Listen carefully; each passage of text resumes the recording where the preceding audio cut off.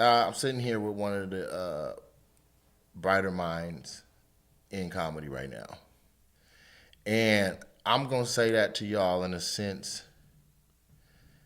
I feel like as a voyeur of comedy that does comedy, that most of the people that watch like America's, they don't know what the fuck's going on. Okay? They don't know what's funny. They don't know. They don't know so what we're to laugh behind at. the curtain now. And we see your sets, or we know you, we know your grind, we know your get down, we get it, okay? But the genius is what I want to pull the curtain back and look at for a second, because you're legitimately a genius. And that's not even with a joke being said. I'm talking about business acumen. I'm talking about where you position yourself in the game, how you move, the way that you literally your station in the industry. Well, let me thank you for that. For sure. For being smart enough to notice that. I look, bro. I watch the game. Yeah, but I'm asking. That's all pretext to ask you, if you were the president and you were given a State of the Union, and say you were the president of all comedy right now, what is the state of our industry? Not as bad as the state of United. We're doing better than this orange motherfucker. Okay. Right. The state of the Uniteds. The state of comedy is in a good place as far as the comics. As far as the cancel culture, it's not letting us be what we want or need to be. But the comics, there are a lot of strong comics out here these days. I don't laugh at shit. It takes something different.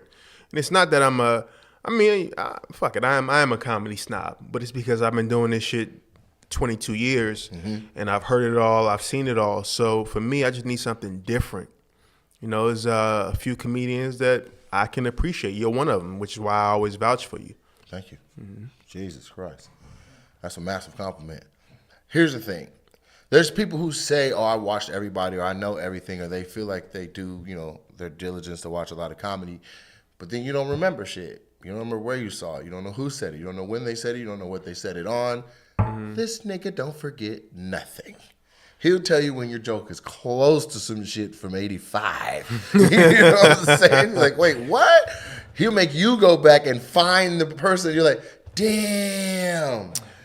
I'm a historian. Yeah, and that's what I want to say. I feel like with confidence, you may be, at least for urban comics, and I don't even know, I wouldn't even call you urban comic, but for all the black comics I know. I'm ethnic. I'm a Negro. But for all of us that I know, because I don't know a shitload of the white people. Right. And I'm going to say, there's probably a historian on their side that could tell you a shitload of fucking Kennison stuff. I don't know. But nigga, you are hands down, you're the historian. When niggas go to the library of jokes, you're the one that's like, reference!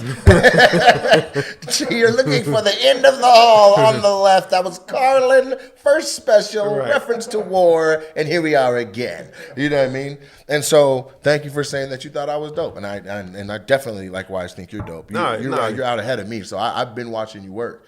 No, you're a beast. I mean, here's the thing with comedians: you have some comedians that write well, you have some comedians that perform well, but can't do the other well, and then you have a few comics that can do both, and then those are the ones that you really got to appreciate. So you're one that. The writing is as good as well as the energy. You know what I mean? Thank you. Command the room, which is something that a lot of people can't do. I mean, if you had a place that's conducive for comedy and people want to actually listen, then you're set up to win. But somewhere like the Savoy, where, people are in the back ordering drinks and hollering at bitches, you just... Nigga, they're in the front hollering at bitches and ordering drinks. They're hollering at the bitch they're supposed to order from. Right. Like, nigga. And no shade to...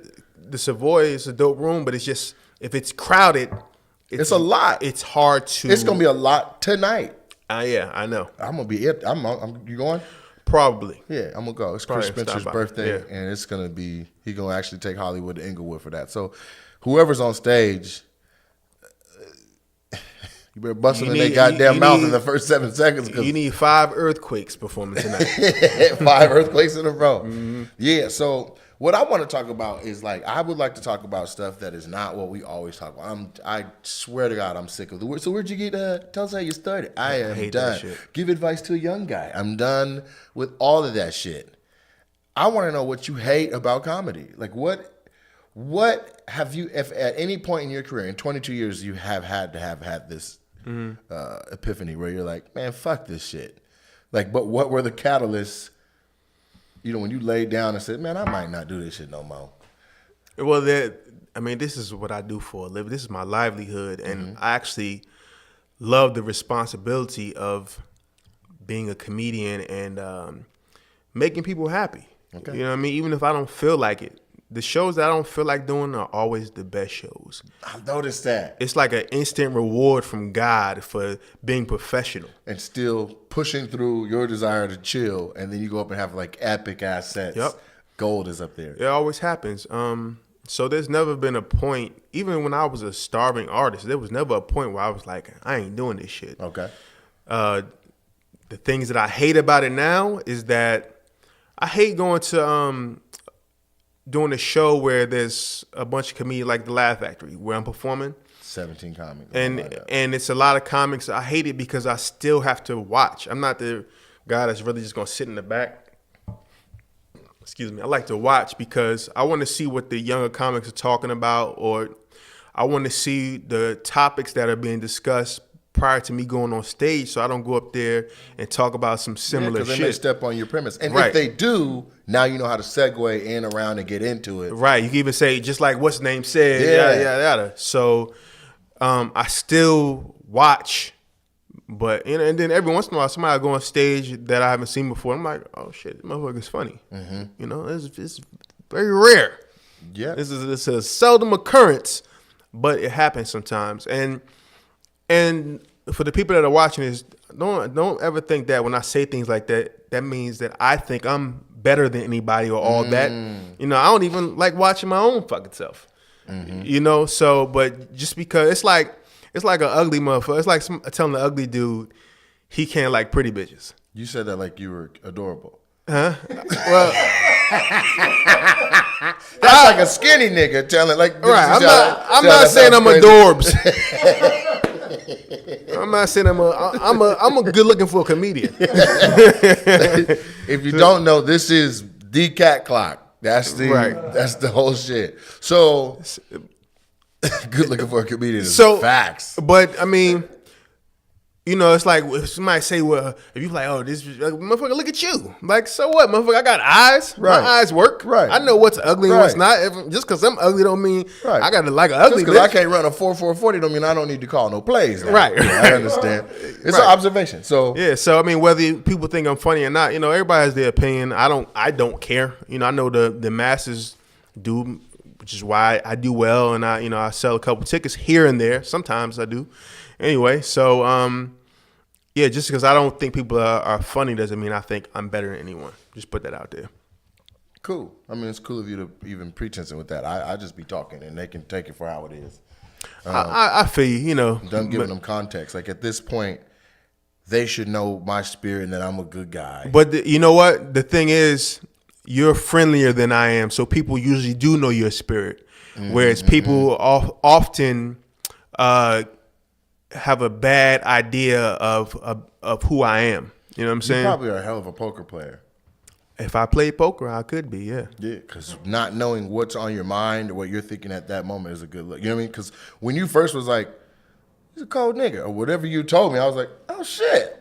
Other than that, I didn't feel like you didn't like me, but I just was like, oh, listen, this is different. You could be on stage, I could be in the back dying. It's never gonna be a time where I'm gonna run up to you and give you, yo, you killed it. It's not gonna happen. It's not gonna happen. I could be dying. You get set. You could be dying and say good set. Dying. Just got shot twice. That nigga was funny. Yeah, fist bump. Good set, bro. Yeah, that's solid. I might now. There may be a specific joke that I might be like, yo, I really like that joke. I'll give you specific props. But then sometimes I don't even do that because it's so fucking weird when somebody does it to me. You know, too specific. You like that? Well, just like you just said the cat clock shit. Like if somebody say like, yo, that joke you did that, I'm like, all right, thanks. You know, right. Nigga don't know how to take a compliment and shit. you can't laugh at it. This is your joke, you know. Yeah, start taking them. Yeah, Just be like, yeah, appreciate it, nigga. I mean, that's what I say, but it's just still fucking weird. That shit hit popular culture, like, you know what I'm saying, and that's our responsibility, make the world laugh, but also to influence the culture. Mm-hmm. But I'm gonna shift to some because I feel like I know a little bit more about comics than the average person. And I want to know your motor, your engine. Why? Like, what makes you keep going? What makes you tick? Why? But like, how was that originally coming up, and then how is that now? My early years, you know, you just be excited about new opportunities, you know, and you're excited to perform in front of different people. And then it's like, oh shit, I'm performing at a comedy club. I'm out of state. Mm-hmm. You know, you're just excited about testing out your shit in front of different people. And then as you do that, you start to learn how to switch speeds. Cause I always like to watch, whenever I'm performing, I always like to watch a little bit of the person that's on before me, so I can gauge the energy of the audience, what they're laughing at, what they're not, and then I'm like, all right, I know how to approach it. So just the excitement of it all in the early years, just like, yo, this shit is dope. I see some light, right? You know, I see some light at the end of the tunnel. Now, the thing that makes me tick is just more. It's more about the creative process now. It's like, you know, when I go to the Ha is usually like my spot to work out at. That's the home club? It's the workout spot. I used to live around the corner from there, but I moved now. So, but when I go in there and those new jokes hit, like, that's literally one of my favorite feelings, you know, in life. You know, I deal with depression a little bit. So that creating process, when you wrote something and then you try it and it works, that's like one of my favorite feelings. That's awesome. in all of life. Yeah. I'll tell you some other shit because I shared that sentiment too. That busting a nut, a good Q-tip. It's good ass food. Yeah, good food from the right person handing it to you. You feel all of the shit. And then making something, like, because I do some graphic work and stuff, like when you make something and then it's printed or given to you on something you can tangibly hold, that's wild to me. Like, I made this graphic, it was flat on a computer screen, and then it's on a fucking cup. Like, it's on a, like, this bugs me out that I can hold, like, whoa, you know what I'm saying? You feel like you sculpted the cup and everything. Yeah, I feel like I did it all. You know what I'm saying? But that's just nuts to me, that the idea that came from my mind that I was able to put out, that I can hold it. Yeah, you pulled something from your imagination and made it tangible. Right, and then we quantify it by the laughs. You know what I'm saying? And right. So that's an awesome ass feeling.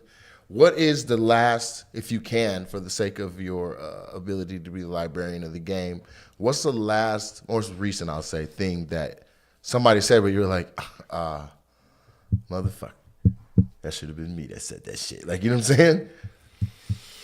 I'll give you one while you think. But Roy Woods just dropped a bit about the $80 million on Trump's head. That shit was great. That was phenomenal. When he said there's not enough spaces on the deposit slip, I was like, this motherfucker. The boxes. You did something recently. Kaepernick. What was it? What'd you say?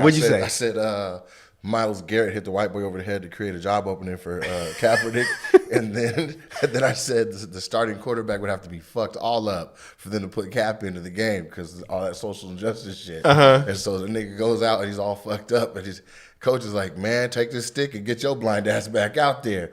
And then he comes off, and then he gets a C&I dog too. Like, he has everything on the field but put Cap in, anything but Cap, nigga. Was that it? Yeah, that's it. That's motherfucker was cold. I commented on whatever it was That's when you commented on. You were was like, that? yeah, you're like, this is good.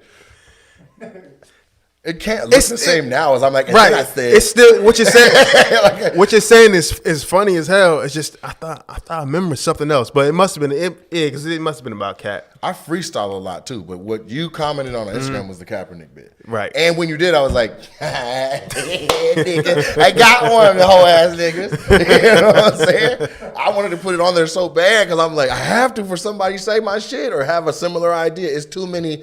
It's motherfuckers out here smart that are thinking as hard as they can on different angles on things. And then there's other people who are out here dumb who are just trying to find shit to mimic and say. I want to beat all of them to it. That's all I was trying to get at. Trey Elliott has a new bit about this girl he was dating. It shit is not to spend too much time with him, but Trey is one of those comedians who does well, but doesn't. He's never. He thinks that he's supposed to have these opportunities, but I always tell him like, "Yo, you're doing a good job, but there's nothing about your set that's standing out from the other people that are performing." He don't flip the roof. Right. He do his thing. He held his spot down, but the roof don't get flipped. Right. Like he was upset about not being able to do Def Jam. And I'm like, yo, yeah, the people that they picked, they're comparable to you. They ain't like you can say it's like a split decision fight. Right. Like you got to accept like, all right, they could have went either way. Makes you special or not. Right. Yeah. But he has this new bit that's. It's a strong bit when the whole bit is probably like 10 minutes, 8 to 10 minutes. Oh, yeah, he's rocking through. He got a new bit that's going to change some things for him. And I'm like, not that I was like, I wish I'd have wrote that because it's personal stuff. Right. But it was like, I was proud of him. Like, you got something. Got you something. You got something right and there. That's what I was explaining to somebody. They're like, how do you make it? And how do you blow up? I was like, nigga, bit by bit. Mm-hmm. Because you have a bit and somebody's like, nigga, have you seen such and such and such? You know what I mean? And now your name relevance is up. So I tell people who are like, what do I do next? Because like, nigga, go right. Like, if Trey got one, I want to see it. You know what I'm saying? He got a nice one. But you always want something to where people are going to be able to remember. Like, if somebody said, Nate Jackson. And I'm like, who that? And then I'm like, the nigga that do the joke with, that nigga, yeah. So you always want one of those. You want to leave people with that so that people know your joke more than you know your fucking name. Cat clock. Exactly. Exactly. Every special I do, anything I do, I want to have something that kind of just sticks out. One of the reasons why Kev got so big is because he always had quotable shit. It's like Dave Chappelle in the Lil Jon shit. He couldn't go nowhere where they're like, what? All that stuff. So Kev always had quotable stuff in his specials, and that's what people want. I mean, if you look back at You So Crazy, which at the time, even looking back at it, how I felt at that time, it really wasn't even that funny. It's not that funny now. You talking about Martin Lawrence? Martin Lawrence. Nigga, which one was the special where Martin said you got to keep shit spicy with your girl? Sometimes you got to kick her in the pussy. Bow. Then that I don't know if it nigga, when I tell you I had to stop watching that shit, I paused it like, that nigga just kick his bitch in the face. Like, I could, my mind, he went to a region of dark matter that hadn't been active, nigga. When he kicked that pussy, I laughed so hard, nigga, I stopped everything.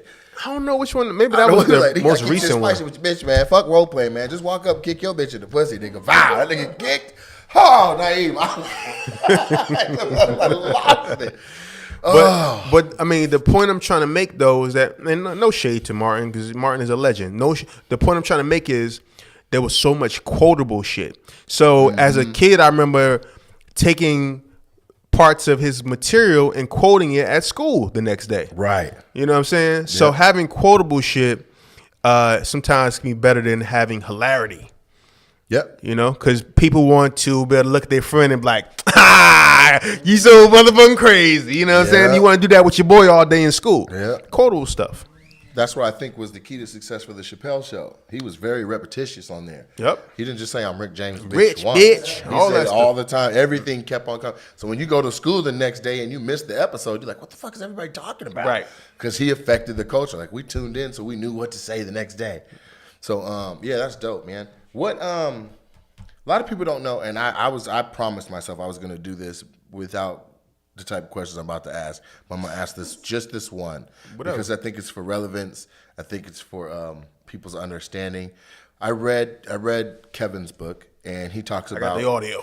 I had no time to be reading that bullshit. That's what Joey was like, nigga, I'm not reading that shit. I listened to it on the plane to South Africa. For a little while, and she wrote a book, and But I'm asking it to say, like, because when I read the book and what my hunch was confirmed, that you were one of Kevin's initial influences. Influences? And like he saw you and was like, I should try that shit. Nah. That's what it said. Nah, you read that motherfucker wrong. What did it say? Kev was doing stand up before me. I don't know who he said was. I know Keith. Was it Spank that was before him? No, Spank was influenced by Kev. Okay. So Kev and Spank knew each other from high school from playing basketball, and then they were cool once once Spank got in college, and one of Spank's tight homies was roommates with Kev. Okay. So Kev started doing stand up, and Spank saw him perform a few times, and he was like, "Man, I can do that shit," because it was just like anybody else. When Kev was telling people he wanted to do stand up, people was like, "Get the fuck out of here! You ain't funny." Right. You know what I'm saying, motherfuckers? That, like your family always say that shit because they don't know you. They don't know that you funny because they don't know the asshole you are in school. Right. So Spank saw Kev perform, and then he started like 3-4 years later. Really? Yeah, just on something. So I could do that shit. And I'm wrong, but I'll stay in the wrong vein and know it. But what I was under the impression was it was either you or Spank that Kevin saw perform. Like he said, like Spank had been doing comedy on the scene in Philly, and he had a couple nice outfits and shit, and he was like, I want to do that shit too. Like it was based on the outfit Spank had on or some shit. Nah, definitely wasn't. It wasn't either of us that influenced him. I mean, that'd be some embarrassing shit. You know, I influence this nigga now. I'm his opener. Fuck that. It just depends on sometimes. I'm just talking shit. Yeah, but I'm just saying a cookie. I mean, I was watching Chris D'Elia walk on stage with Brian Callen in Phoenix as a prank, and he used to be Callen's opener. Right. And so he's talking shit. Last time I was here, I did Comerica, and about 5 of these can fit in that motherfucker. And we did 2 shows. Like he was talking shit. Right. So if the game goes the way it's supposed to, there should be plenty of Padawans surpassing Jedi, and there should be plenty of But Brian Callen's not opening for him now, though. No, I feel you. that's a whole nother humble pie. Yeah, he just kind of shit like, "Hey, I'm doing better than you." Right. Yeah. But nah, I had no influence on him. I didn't meet Kev. So I was probably like a year in the game. I mean, I was performing at my school, just doing little shows here and there. What school? Temple University, Philadelphia, hosting talent shows and shit like that. And he hosted a little show at my school one time that was for the students. That was actually I changed everything at my school. I ain't change everything, but talk your shit. I decided talk about your legacy. I decided I wanted to do stand up. Okay. And then other guys was like, "Oh shit, I want to try it too." So they started having a couple shows at my school that were for us, the students. Right. And then whenever other comedians came to school, I would always host. The promoters would take advantage of me. But I was just happy to be doing it. Shout out to Wiggs. That's my college is. Yeah. Like, I brought Kevin everywhere he ever went when he first started going. So everybody want to take credit for that some shit. shit. Get the fuck out of here, man. It took everybody. Yeah. It took everybody. I discovered him. Yeah. At the end of the day, in my opinion, and I could be wrong, because you know what I'm saying, with the Seattle Sonics on my hat, I'm under the impression that the city of Seattle had a lot to do with Kevin's success. People from the city. Why do you think that? Because Jeff Clanagan, Code Black Entertainment, is from Seattle, and that helped for distribution. I'm not saying it made him. Okay. And then the first couple of specials out the blocks, some of the people who helped invest in it were the Babineau brothers that were the Seattle Seahawks and stuff to help finance specials and things. Okay. And that didn't make it either because he had to be dope, but I think if that's cool. If those motherfuckers are responsible for Kevin's success, then Marvin Gaye is responsible for me being born, motherfucker. In a way, if Marvin didn't make the music for your daddy to fuck to, then you wouldn't be here. Right. I got that. Yeah. But I just think that it's dope that a city that's like a D market that is out of the way, that is not one. When you talk about major cities that have produced major comics, and Seattle does not come out your mouth. You're like DC, Chicago, Philly. Mm-hmm. Like you say, cities with more heart. And Seattle, I'm not knocking, but when it comes down to it, it's not a city that's getting mentioned. But to find out that anybody from the city, from the town, had a role in any way, shape, or form in helping with the success of is exciting to me being from there. I'm like, nigga, we could still leave a footprint from way the fuck up here. Seattle's dope. I like Seattle. I mean, Seattle's like super North Bay. Yeah. It's definitely like a little. It's like Oakland Junior. It's like North Oakland, right? For sure. With rain. But we skipped over all of Oregon and still kept it Bay. It's ridiculous. I used to go to Seattle a lot when I was a kid. My dad is a flight attendant, right? United. Right. So one of his friends, coworkers, was She lived in Seattle, and her son was a ball boy for the Supersonics. So I used to be able to go out there, hang out with him, and go to Sonics games and shit. And nobody believed me. None of my friends believed me. Oh, that you like, I just was at the game, all that. And again, I mean, I would take the red eye home, like on Sunday, and get for Monday morning for school. I was in Seattle yesterday To watch the Sonics play? just to be hanging out. You know, not to watch the game. If I was there and they had a game, then I would go. Yeah, that's dope. Hung out with Sean Kemp. Did the nigga breath stink when you was with him? Well, he was a rookie. Yes. I wasn't close enough. I mean, Fuck. Maybe as a rookie, he was like so worried about how he was coming off of you that he would- still brushed his tongue. But nigga, I wasn't in his face to smell his breath. nigga, I hosted some event and that nigga was like, and now the comedian that's gonna host the show, Nate Jackson. I came up, nigga, the microphone. I'll never forget. It was so bad it replaced every dunk I saw him do, and I was a major fan. That's only one. You can't give somebody the bad breath rap off of one experience. Yeah, Everybody has a You want to hear the other two stories? You You understand what I'm saying? Jesus Christ. The type of nigga like, man, you want a piece of gum? Nah, I'm good, nigga. What are we gonna do about your breath? Sean Kemp's hilarious. breath. Whoo! Anybody in Seattle watching us that knows that, they're gonna be like, Nate, wild as hell for putting Sean out like that. Fuck it, nigga, brush your tongue. He don't look like he has good breath. as far as breath, I mean, I believe it's not it. breathtaking. Yeah. But that was one of the best days of my childhood, man. He was a rookie. He picked because he was only 19, so he took all the ball boys out. They were like teenagers, only a few years younger than him. And he's to the mall, so I happened to be there, so I got to ride with him too. He had a fucking Jeep Cherokee. Oh, dope. I had to sit behind this nigga. And I was only 14, so I was he's small. way back and shit. And we went to the mall. We went back to his place, and we played Tecmo Bowl.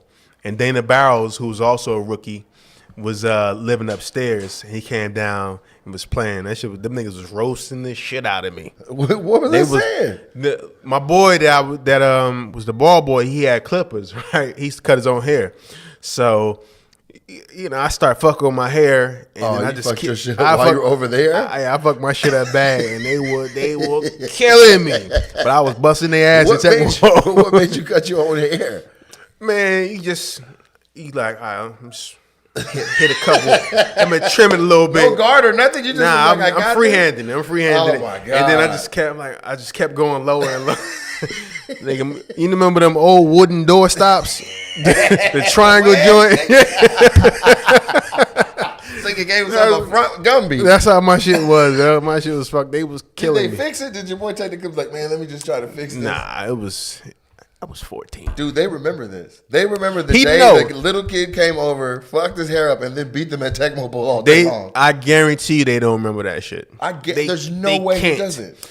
And I haven't seen him ever again since that day. And I always said, for a long time, I said, if I see him again, then I'm going to say something. But at 26 years later, 27 years They later, remember. You've got the same face. they don't They've remember. watched you on TV like, that's the wedge head nigga. I swear to God. I could be tripping. Sean, is this the wedge head nigga? And Sean be like, they be like, nigga, never mind, because his breath stink. But Look, the nigga that's in here right now with us, if I see him tomorrow, I'm not going to remember him. yeah, but you came over and whooped everybody ass on Tecmo Bowl. They not going to remember that shit. and fucked your hair up. They're not gonna remember that. I didn't fuck it up at his house. I fucked it up at my boy's place. Okay. And then went out with the bad cut. Like, fuck it, I ain't got time. But maybe I'll still ask him. But he nigga done a lot of should drugs. ask. He done a Niggas lot of who? drugs. Sean Kemp. Yeah, he has done a lot of something because his tongue. That nigga tongue smell like it's been slap boxing, nigga. I'm telling you. And people watch all those old Rain Man dunks and they just love Sean Kemp. And I do too, but I cannot get over that. That brother's Oh my God. horrible. Insane. So tell me this, right? That's 30 minutes? We can Damn, go. that's how smooth it We is. can go if you want. Bet. So I want to know. This is my new. I think it's gonna be on every episode question because this motherfucker good. Why are you funny? Because I'm smart. Okay, but think back to when you started and started to cultivate your funny. Why? I think I'll say this. There's two lanes that I'm aware of. Maybe you can tell me a third. One is you're ugly. and everybody fucking with you. So you develop get him off me shit. You know what I'm saying? Like Kevin's like he's so little, everybody kept fucking with him, so he got funny to keep niggas off of him. So you're asking how I developed the sense of humor. That's what your question is. I want to know how you watered it. Why are you funny? Second way, other route is you're just quicker. You're always more clever. You generally your words cut the best in class. Like you know what I'm saying? You were the low-key the verbal bully. That was me. Yeah, I mean, with me, it was just always watching stand. You see, you gotta understand. I was watching Saturday Night Live, Eddie Murphy, all that shit at 5 years old when I had no business watching it. And then not only did I understand how cool it was to make people laugh, but I understood how it felt to laugh. And you ever laugh so hard and long that you be itching? Your stomach be fucking itching. Yeah. Like I haven't had laughs like I don't have laughs like that really anymore. Sometime we do radio, I'll laugh so hard I start crying. It builds up. You get the tears, but that shit where you laugh so hard, your inside of your stomach be itching. Like that was just like, yo, laughing is the best thing ever. So just being a fan of stand up, watching it so much, you go from quoting shit to trying to be funny yourself, right? Trying to make people laugh, and I did that, but I wasn't the class clown. You know, I grew up. It's a comedian named Jonathan Martin who I've known since 5 years old. We were in kindergarten together. We graduated from high school together. Martin with the eyebrows? Yeah. We graduated from high school together. He was the class clown. He used to be, you know, that nigga got a joke about these big ass titties. The bass drum? Yeah. That's a funny nigga, man. Shout out to Jonathan Martin. Hey, with your fucked up voice, nigga. Yeah. Nigga. Jonathan, it was like, he was like, he's like Marlon Wayans. You know, okay. Marlon Wayans would go far to get a laugh. Like that's how Jonathan was in school.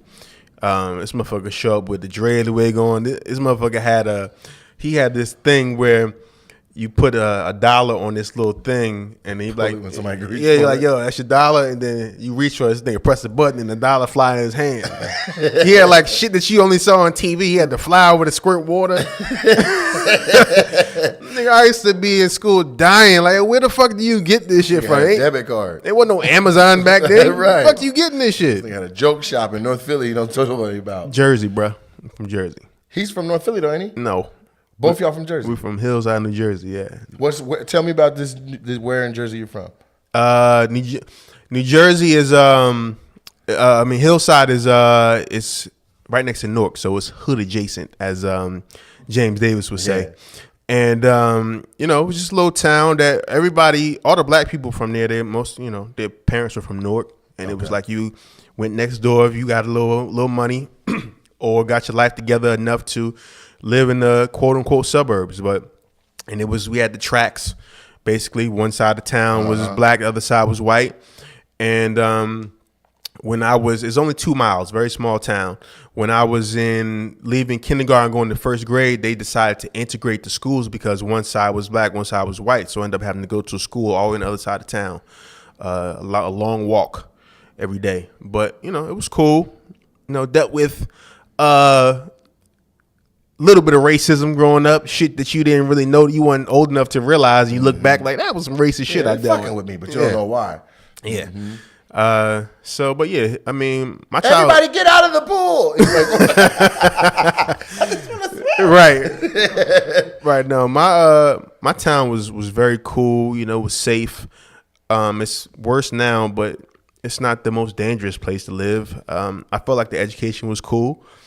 And I had a great childhood, all in all. That's what's up. So when somebody asks you where you from, I always say Hillside. I never say Newark. Okay. I never say Newark. Because I'm from Lacey. But you say Seattle. I have to sometimes because I have no point of reference for where that is. Well, it's the same thing with where I'm from, but I always felt like, I'd rather put my town on the map. You know what I'm saying? Mm-hmm. Nobody from there has really ever done anything. You know, couple athletes. Mm-hmm. But as far as entertainment, nobody has done even what I've done this far, which ain't shit. So I always felt like I want to represent where I'm from. Right. And I could easily say Newark because my family's from there, and I'm literally 2 houses. I'm like right by the border. From Newark. Mm-hmm.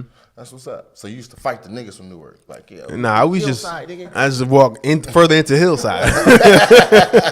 That's Newark. Leave that shit alone. That's what's up. Well, I'm glad I got to at least say that because as much as I've done research and watched your stuff, I wouldn't have known to be specific about Hillside on you. And you low-key banged on me, nigga. I'm to be honest. You like, because a lot of people think I'm from Philly, and I hate that shit. Because I don't really like anything about Philly, to be honest. I don't like the sports teams. Okay. I don't like the way the city's set up. Okay. It is set up fucked up. Yeah, I like Mitchell and Ness. I will say this about Philly. First of all, I got a lot of good friends from there. And I will say this. I became a man in Philadelphia because I was there from my freshman year in college all the way till I moved here, which was right before I turned 30. Okay. So it had something to do with my evolving into a man. Some molding happened in Philly. Yeah. But that would happen anywhere. It just happened. But I that's was where there. you were when you were in. That's where And I so was. You were there your senior year of high school? No, I went to college there. I moved there for college, and then Temple. and I don't even say that I lived there my first year because I went home after the first year. Okay. For the summer. The second year I got an apartment off campus, so I say I lived there for 11 years. So they say you're from where you lost your virginity. I'm from Hillside. I thought you were like, so I'm from Newark. That's what I wanted that moment so bad. So then I'm from Newark. The bitches over there be fucking. 2 houses down. That's where you go get your new work. Nigga. Right. Come on. Come on. That's fucked up and funny. All right, but this is the part of the episode where you just tell them, the regular shit, where you at, where they can find you, where they can see you. And I just want to say thank you for coming by and fucking with it. Man, it's all good, bro. I always gotta, do the little shit, and then Come get back. Come from a rope back, nigga. I gotta do the little shit, look out for my people. Nah, you my guy, man. Whatever you want, I'm always gonna be there. And this nigga got me a bottle cleaner for my baby. You know what I mean? Which was only $5, but I only had 6 when I got it. But so, shit. But I appreciate it because he took the time to look at the fucking registry to see what we needed and got something. I had 2 friends come to the baby shower. My baby shower was lit. Was you there? You was there, right? I was out of town. You was out of town like always. My baby shower was lit, right? I had food and I had 2 drink tickets for every person. Wow. So you basically, for attending, you basically got $50 worth of shit. 2 people, a couple, they came and them motherfuckers gave me a gift card for $25. So shit. I was in debt with between them. Yeah, and I'm like, God damn, I know it's rough out here, but if you're gonna give me 20, this goes to anybody. If you're gonna give somebody, if you don't have money to give somebody something for whether it be wedding, engagement party, whatever, there's a registry with a baby, anything with a registry. Mm-hmm. Buy something off the registry. Spending $8 on something on the registry is better than giving a $25 gift card between 2 people. Right. Now, I don't know if everybody agrees with me, but that's how I fucking feel. Yeah, because they already went to the list and did it. Now you got to take their $25 card and go back through your own damn registry and buy shit off of it. They should have just did in the first place. You take that $25 card and you go buy some pacifiers because that's all you're going to get with $25 fucking dollars. Kid, the fucking Pampers cost more than that. I don't know, man. I'm going to have me a kid, but I ain't got one yet. So a couple things before I go. I want to say Naim has the most beautiful baby out of all comics who have presented a child to the world. That's a fact. Because I've seen some of these literally, motherfuckers' kids. He showed his baby pictures. I was like, nigga, I'm about to get somebody pregnant today. Like, I'm just gonna go shoot my shot. And then secondly, as we've been talking about and leading up to, he's a resource for different people in the game who understand his knowledge of what's going on around the industry. Mm-hmm. And there's been a point in my career where your input helped me get on national television. Right. And I wanted to publicly say thank you. You're welcome. For your role and me being a part of HBO All Def Digital. And what you need to know with that forever is that you don't owe me anything. When you are in a position to do something for somebody else, you do that. You just pay it forward. I will. Pay it forward. You don't owe me shit, bro. Anybody that I do anything for, I mean, unless I'm like giving you shit and I need a ride to the airport, you owe me a ride to the airport. But as far as like y'all gotta pay this guy back for doing that. You don't owe me shit, man. You pay that forward. I was in a position to throw some names out there, and you did the shit in Canada too, right? The Montreal joint. North, Pookie called me. Right. So yeah, I threw your name in the bucket for that too. Because that got me signed to 3 Arts and Gershon and changed the trajectory of my whole career. Yeah. So, I mean, I like people that are talented. So if somebody deserves something, I feel like you're working hard, you're talented, then I want to help you. You know, you help people that help themselves. Man, I appreciate it, bro. I know you're going to get that point out, but I just want to say this. Keep that right there. Mm-hmm. You're one of the first people to watch my stand-up and appreciate it for the content and the energy. You said that at the top of the episode. Right. But just know that for years, people are like, he got high energy, but they couldn't connect the dots. But he actually saying some shit, too, if you listen. Right. You were one of the first people like, that was clever and good shit. So, appreciation. Nah, real shit. You know, I keep it a buck. If I ain't had nothing good to say, I just wouldn't say shit. just like that. I don't say shit just to say it. Right. I could just not say nothing. And be fine. Right. I know it's a double negative, but you know what the fuck I'm saying. Yeah. I could not say nothing. You should get that on the shirt. That's what's up. So this is Naim, man. They can find you online at? You can find me on my new IG page. Is Naim the Stars, NaimThestar. And that's actually everything for me now too. My Twitter is squeaky clean now. Oh, you deleted everything? It's squeaky clean. Okay. Yeah, I could go on there. It wasn't nothing on there. I could go on there and find some bullshit. It wasn't on there. It wasn't nothing on there. I don't know where you tweet at or where you're very comfortable when you tweet because your shit be like, my shit is on that bullshit. My shit is squeaky clean right now. I just keep it that way. Yeah. And my IG, I lost my IG. I had 131,000 followers when I lost it. And I was upset about it, especially for promotional reasons. But now I don't feel so bad about it. You know, people definitely don't give you the same respect when you're not verified no more. But I don't feel so bad about it because I knew that at a certain point, I had probably like 5,500 posts. At some point, I was going to have to clean that shit up. Yeah. And now I don't have to worry about that. So, it's all good. That shit is about to, and actually my engagement is much better now. There you go. Because after they start removing posts and everything, then your engagement gets fucked up and people are not seeing your shit. So now with 8,000 followers, I did a post to promote my show on Sunday, which is at the Brea Improv, and I had like 360 likes on it. Shit. When I had 131,000 followers, I may not have that many likes on a post like that. Higher engagement. Yeah. So when I would post a meme, I might get 4,000 or 5,000 likes. If I post a picture of me, that shit might be like 300 likes. Right. You know what I'm saying? So, but now that's again haters. Well, you're not adorable. Oh, it doesn't matter. He was like, well, if a nigga, I make pretty babies, nigga. If a nigga is smiling in a picture, and looks happy, you're supposed to give a like just off of that. Yeah, but they're like, look at this ugly ass happy nigga. And they move on. Fair enough. Good guy. But goddamn.